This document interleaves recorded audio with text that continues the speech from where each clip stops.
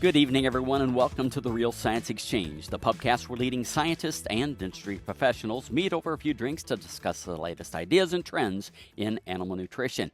So in this episode, it's going to be a little unique. We're going to be featuring a speaker from a symposia that was given on the health benefits of cheese.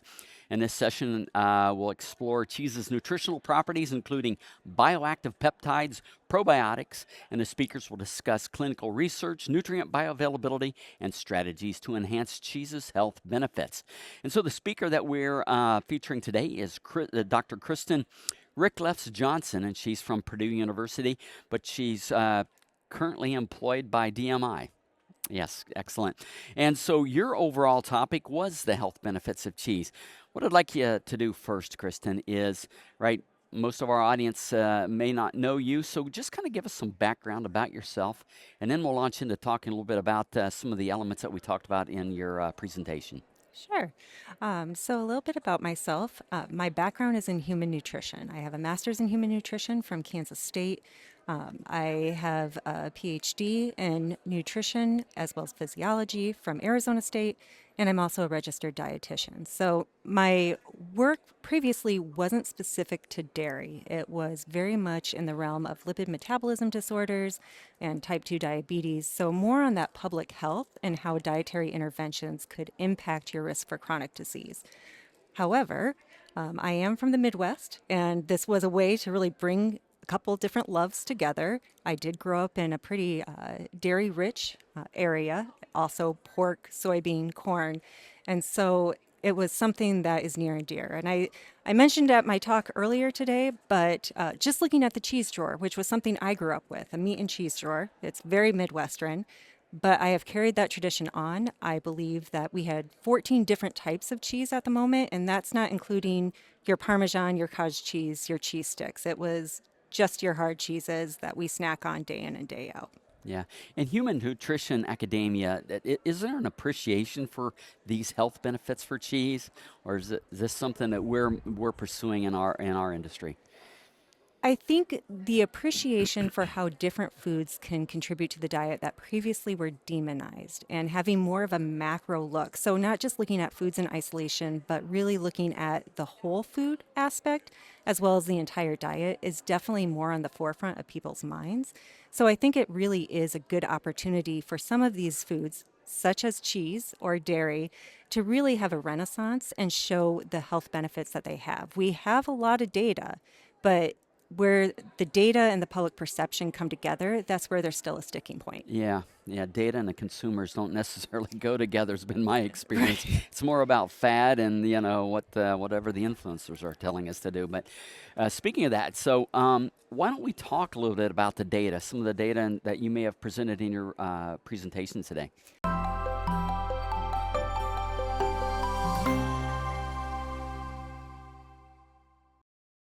The economics of feeding Reassure precision release choline.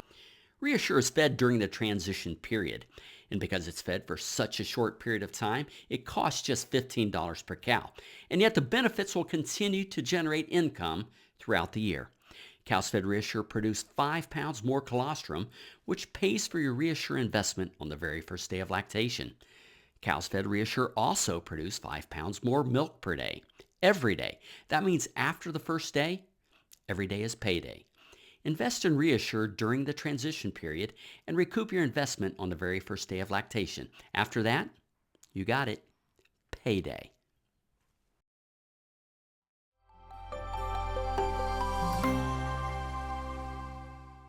Yeah, so I did talk a little bit about high-fat dairy, but I really tried to tease out just what the clinical trials are saying about cheese. And so there was really 4 different areas that I talked about. The first one, bone health. So when we think dairy, we think cheese, we know it's very high in calcium. Cheese is the second source of food globally that contributes to our calcium needs. It's only beaten by cow's milk. It's also high in nutrients that we need, such as phosphorus, vitamin K, as well as B12. And it does contribute about 9% of vitamin D, which is essential for calcium absorption. So it's really easy to say, bone health makes sense. it has all these essential nutrients. Of course, it is going to be related to decreased risk of osteoporosis later in life or better bone building during those formation years.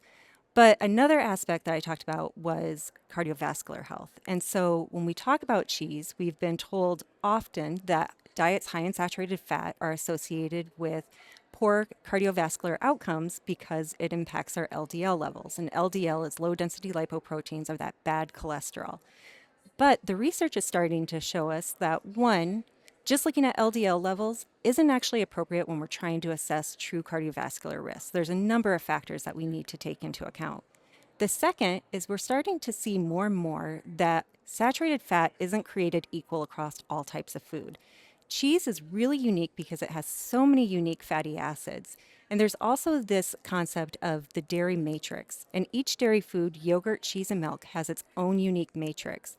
And some of the properties of that cheese matrix, which really is the 3D construction of cheese, as well as all those nutrients and non-nutritional components So we're in it, actually talking about the physical. the physical structure, Yeah. yeah, has some greater than the sum benefit that then, as they work together, impacts how it's digested, how it's absorbed, how it then affects other components of metabolism and how your body might be utilizing it. And so when it comes to cheese and cardiovascular disease, what we're seeing is actually cheese consumption is associated with reduced risk of coronary heart disease, as well as cardiovascular disease, reduced risk of stroke, and for some people, it also leads to lower blood pressure. Some of it is because of bioactive peptides that we're finding in cheese. This is where the most research has been done. They act as ACE inhibitors. This helps with blood regulation, which is very good for your heart health. The other thing, just going back to that food matrix, the sodium from cheese appears to act differently than sodium found in any other food source. And it actually has vasodilation properties, which is beneficial to heart health. And that's, again, either due to the bioactives, this food matrix, but something is going on that's really unique with cheese, and we are looking more and more into that. Ah, interesting. Before I go much farther, I have failed to introduce my co-host for this evening's episode. Dr. Sean, please introduce yourself and tell us what you do for Balchem. Thanks, Scott. Sean Richards, I'm Ruminant Technical Services Manager for Europe, Middle East and Africa, and I'm here thoroughly enjoying ADSA and this great talk session we heard today. Yeah, and you did hear all of them, and was looking forward to kind of get your perception on that. Now, Sean's very polite, being English and everything, so he's not going to butt in. And so I just want to encourage you, Sean, it's okay to interrupt the host because I will take over if you let me. We know, Scott. I know, we know this. I do want to unpack something first before I turn it over to you. So you're talking about cheese improving the cardiovascular health, which is pretty amazing kind of a statement. Can you unpack that just a bit and talk to me a little bit about the mode of action? Yeah, so when some of these studies have dived in particular, a study that came out just this year looked at why. Why is cheese potentially benefiting cardiovascular health? Now, the population it was looking at is genetically predisposed to responding better to cheese than even milk yogurt when it comes to the dairy products and how it affects cardiovascular health. But when they teased out what might be the mechanism, they found that these individuals are also at a lower risk of obesity. They had reduced waist circumference with higher cheese intake. They also had less body fat, and they had better glucose regulation. So it really seems to be tied to metabolic function as well as those vasodilation properties that we see. Okay. All right. Sorry, Sean, I got two more questions. Well, first, are all cheeses created equal? And then how much do I have to eat? Another great question. I would leave are all cheeses created equal to the food scientist? I would say no, there is a continuum. It really depends on what outcomes you're looking for. If you need to have a lower sodium diet, there's going to be cheeses such as Swiss that are naturally low in sodium. That might be a more appropriate type of or cheese to add to your diet. If you are lactose intolerant, Parmesan, a hard aged cheese, is going to be better, or a lactose-free option. Whereas if you are having problems with swallowing or maybe aging, something like a cottage cheese or a ricotta. So it really is dependent on where you are at your life stage, and what health outcomes you are worried about. And I forgot your other question, so please say that again. Kind of dose rate, yeah. And I was thinking more relative to the cardiovascular, if there's any of them that might be better than others. I would that I can't tell you Got for it. sure. I love cheese, Yeah. so I would say all cheese is fantastic. Yeah. But they have found that for some individuals, actually having high fat cheese or normal fat cheese, about 2 servings a day, up to 3, is actually beneficial for cardiovascular health. But again, you can't look at just one food. You have to look at the entire diet. So just like I can't say if you eat cucumbers, you're going to be healthy. It's really about what choices you're making throughout the day.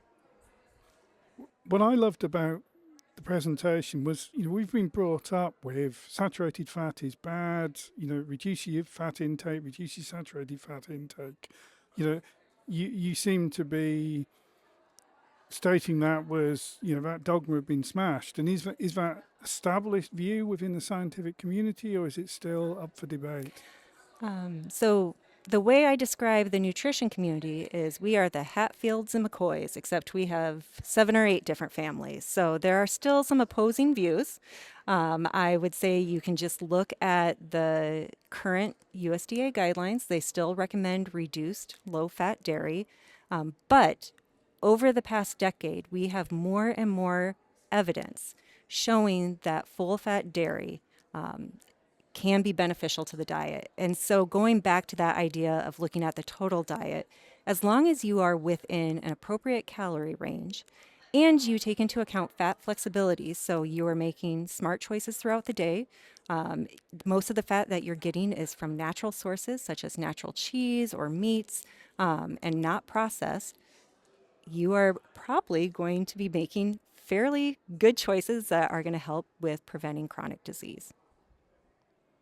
One of the things great answer to that. One of the things I found really interesting also was you were talking about the protein quality and the amino acids, and from a ruminant nutrition point of view, we spend a lot of time talking about amino acids. It's not something I'm familiar with on the human side, and I picked that up as interesting. So tell us a little bit more. Yeah, so this is also a concept that has a little bit more science evolving around it, but we can say that dairy is a high quality protein. And one of the reasons, well, we measure that a couple of ways. One way we measure it is it a complete source of protein? And what we mean by that is it has all the essential amino acids. Essential amino acids are amino acids that your body cannot produce on its own, so it has to get it from the diet. There's no other way around it. The other way is, can your body actually use the protein that you are consuming and digesting? So if you look at a label and it says 7 grams of protein per serving, a high quality source, you're getting almost all that 7 grams. It's your body can really utilize it. And so cheese in particular, all dairy products actually, but cheese in particular is a high quality source of protein. But what is unique about cheese is that it's primarily in the form of casein protein. So we have 2 different forms of protein in dairy. We have whey, we have casein. Most people are familiar with whey. It's what you see in the big buckets in health food stores.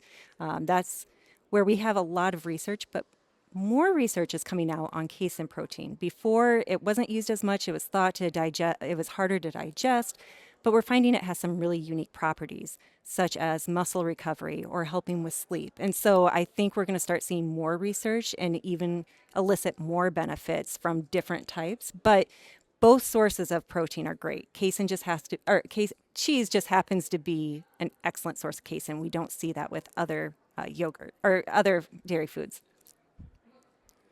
And I guess from what you're saying, there are increasing benefits to getting more casein into the human diet. I think, yeah, protein in general, but what I'm saying is before, casein was often looked at as a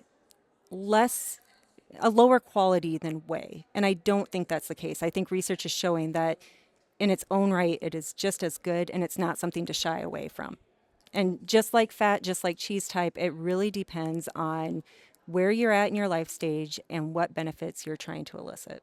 I just want to kind of go back to a couple things you talked about relative to bone health. And one is kind of related to to the calcium, so it's a good source of calcium. Is there a difference in the bioavailability or bioactivity of the calcium that's in milk versus what you might be taking with the calcium carbonate tab that you take off the shelf from GNC? So, going back to that idea of the dairy matrix, the research that is out there does support that calcium from cow milk sources consumed in that format is more bioavailable and bioaccessible compared to supplements or the fortified calcium that we might see in plant milks. So that is one. Again, I'm not a food scientist. I don't want to make that definitive statement, but based on the research that is currently available, it does appear that our body can really utilize cow's milk, or dairy from cows in terms of calcium. Yeah. The other thing I wanted to swing back on is you talked a little bit about K and milk or cheese being a good source of K, and I've been doing some podcast listening, and they've been talking about K2 for cardiovascular health as well. Is there K2 in cheese, and can you talk a little bit about the role of K2 and calcium and vitamin D? Yeah, so cheese is also unique outside of the protein source is that it is a dairy food that contains vitamin K2. And vitamin K2 is absolutely essential to optimal bone health. It is used in conjunction with calcium as well as vitamin D for bone mineralization, for maintaining bone mass, which is really important when we get to our older years. We actually only have a finite amount of time that we can build bone mass. But once we get to our late 20s, we're not building bone anymore. All we can do is try to preserve what we have and limit how many withdrawals we make from that bone bank. And so vitamin D helps with that calcium absorption. Vitamin K2 helps with that structure of the bone to ensure that it maintains strong and stable and help reduce thinning of the bone and frailty later on in life. So did I hear you say you can't actually add to it after a certain age? Right. Yeah. You only have a certain number of Wow. years to actually build your skeletal mass. After that, it is just trying to hang on. Oh, I didn't realize that. That's interesting. Yeah. Sean, you were at the symposia today. Any other key takeaways you got from some of the other speakers that we haven't talked about yet? No, I think it was mentioned before the role of cheese in causing vasodilation. That was, something that I wasn't familiar with. This bioactive peptides. Yeah, the and this it's been talked about, but this cheese matrix being so important that there will, it just to me, I've been brought up with dairy is bad and high saturated fat is bad, and suddenly there was a complete paradigm shift in terms of this could be really good for human health, and don't feel ashamed of eating 3 portions of cheese a day. So Yeah, yeah, good. Would it be fair to say that we're kind of still in the infancy of understanding the health benefits of cheese, and just kind of as this paradigm is shifting that we talked about before? Would that be a fair statement? I think that would be an accurate statement. I think even though we have so much research when it comes to dairy science, whether it's human nutrition or animal science, there are still areas where not as much funding has gone into because some of it is public perception, some of it is consumer demand. But I am a child of the 90s. Fat was, you're absolutely right. Saturated fat, you did not go towards. Carbohydrates were the thing because they were low fat or no fat. And so things like cheese probably didn't get as much funding.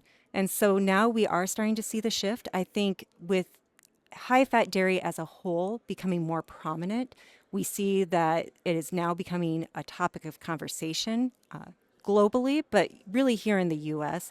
We're also going to see other forms of high fat dairy, right? So whether it's a full fat Greek yogurt or a high fat cheese or whole milk, we are going to start seeing those used in interventions. the other interesting thing, Scott, was there was one study presented today on feeding cows to influence some of these factors, and the impact of grazing and TMR feeding on things like vitamin K in milk and the fatty acid profile. Now, perhaps the fatty acid profile wasn't so new, but certainly the vitamin K impact was different.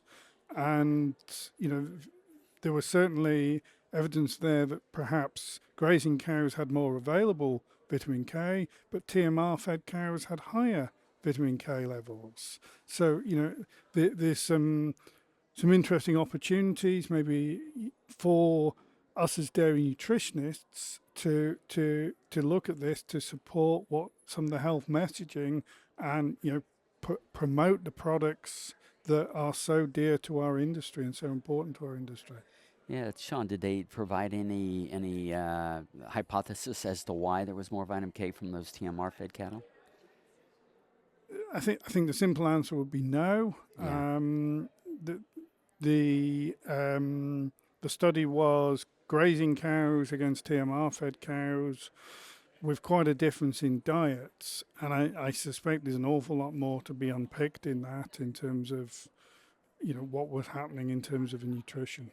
Yeah. Kristin, anything else that was presented during the the session or your presentation that you think we'd like to cover today for the audience? Well, I think one thing that I was really interested in today, and it wasn't my presentation, it was actually from a cheese making expert.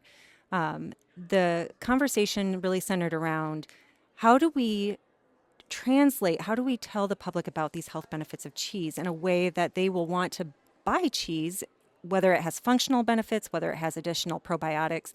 And really the message I walked away with is we're not doing a good job of marketing, right? So that we really need to show people that we can add these additional benefits, and that might be the future of cheese, whether it is adding specific probiotic strains, omega-3s, making high protein cheeses, but the innovation is just ready to really jump off. We just need to make sure that people understand how this benefits them. Yeah. And that was one thing I found really fascinating. Yeah, that's a good point. And how do you think, as an industry, we could take that forward?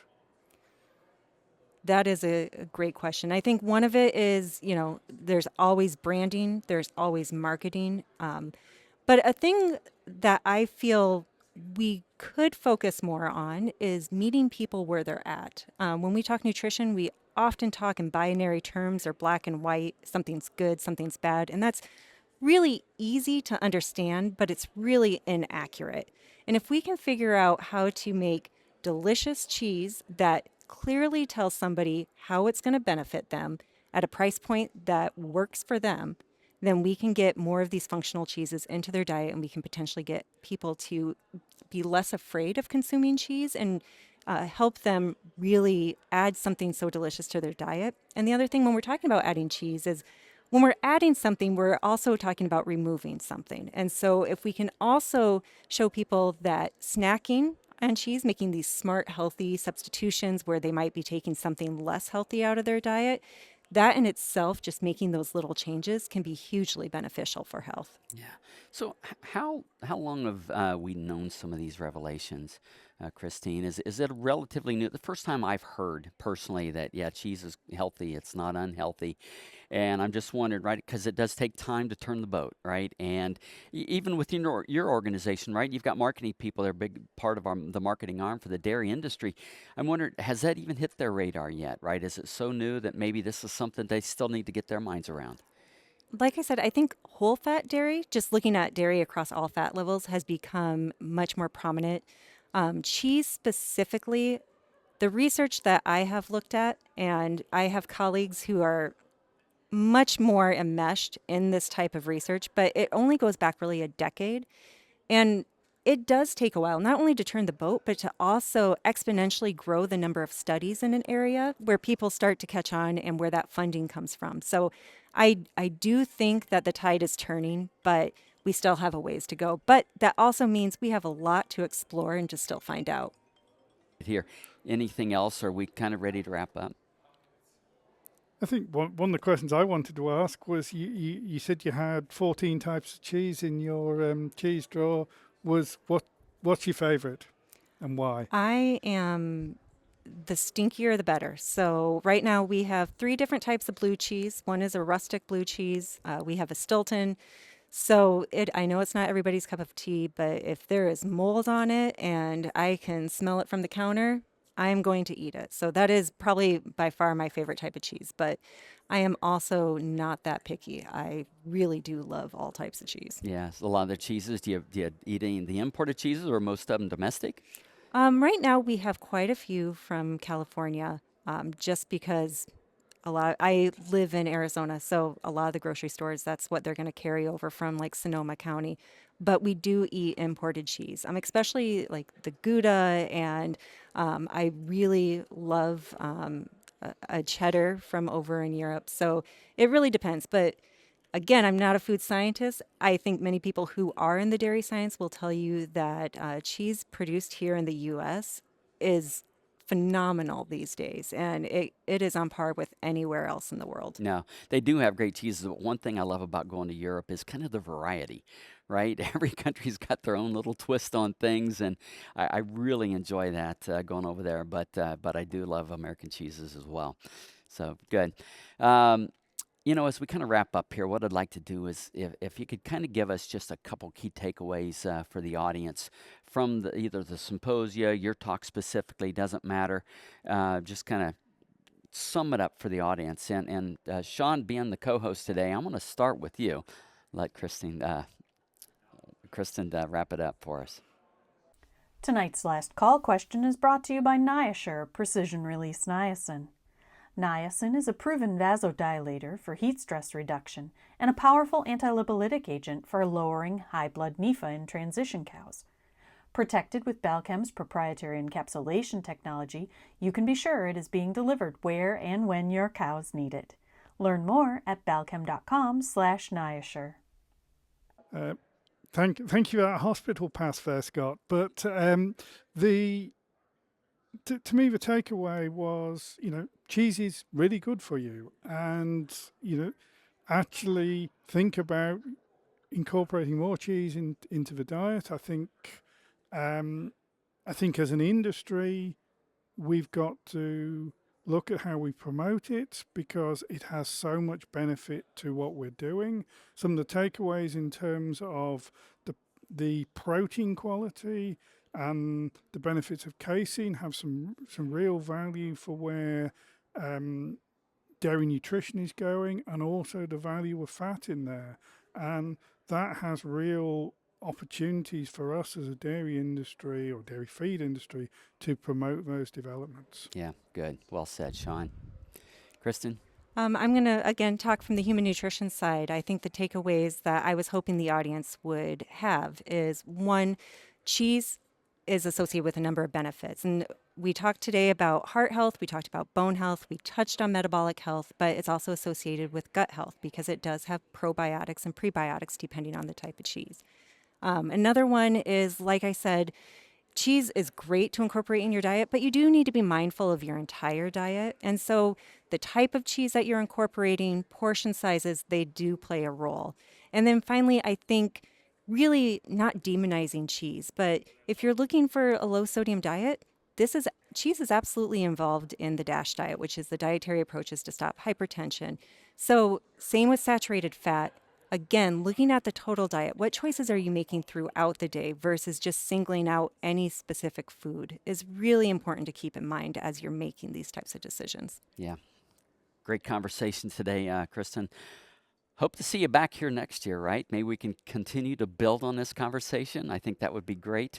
Help us get the word out there. Sean, thank you for joining us. To our loyal audience out there, as always, thank you for joining us here. We hope you learned something. I hope you had some fun. I hope to see you next time here at the Real Science Exchange, where it's always happy hour and you're always among friends. We'd love to hear your comments or ideas for topics and guests, so please reach out via email to anh.marketing@balchem.com with any suggestions, and we'll work hard to add them to the schedule. Don't forget to leave a 5-star rating on your way out. You can request your Real Science Exchange t-shirt in just a few easy steps.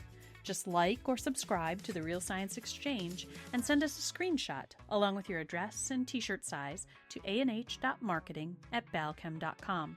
Balchem's Real Science Lecture Series of webinars continues with ruminant-focused topics on the first Tuesday of every month, monogastric-focused topics on the second Tuesday of each month, and quarterly topics for the companion animal segment. Visit balchem.com/realscience to see the latest schedule and to register for upcoming webinars.